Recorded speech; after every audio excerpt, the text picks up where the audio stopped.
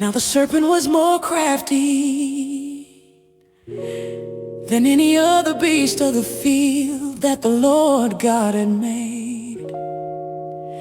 He said to the woman, "Did God actually say, you shall not eat of any tree in the garden?" And the woman said to the serpent, "We may eat of the fruit of the trees in the garden, but God said, you shall not eat of the fruit of the tree that is in the midst of the garden, neither shall you touch it lest you die." But the serpent said to the woman, "You will not surely die, for God knows that when you eat of it, your eyes will be opened, and you will be like God, knowing good and evil." So when the woman saw that the tree was good for food, and that it was a delight to the eyes, and that the tree was to be desired to make one wise, she took of its fruit and ate.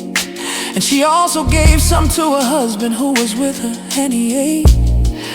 Then the eyes of both were opened, and they knew that they were naked, and they sewed fig leaves together and made themselves loincloths. And they heard the sound of the Lord God walking in the garden in the cool of the day. And the man and his wife hid themselves from the presence of the Lord God among the trees of the garden. But the Lord God called to the man and said to him, "Where are you?" And he said, "I heard the sound of you in the garden, and I was afraid because I was naked, and I hid myself." He said, "Who told you that you were naked? Have you eaten of the tree of which I commanded you not to eat?" The man said, "The woman whom you gave to be with me, she gave me fruit of the tree, and I ate." Then the Lord God said to the woman, "What is this that you have done?" The woman said, "The serpent deceived me, and I ate." The Lord God said to the serpent, "Because you have done this, cursed are you above all livestock and above all beasts of the field. On your belly you shall go, and dust you shall eat all the days of your life.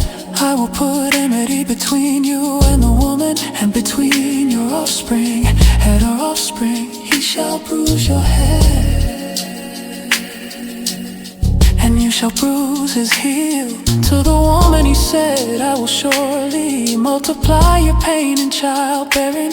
In pain you shall bring forth children. Your desire shall be for your husband, and he shall rule over you." And to Adam he said, "Because you have listened to the voice of your wife, and have eaten of the tree of which I commanded you, you shall not eat of it. Cursed is the ground because of you.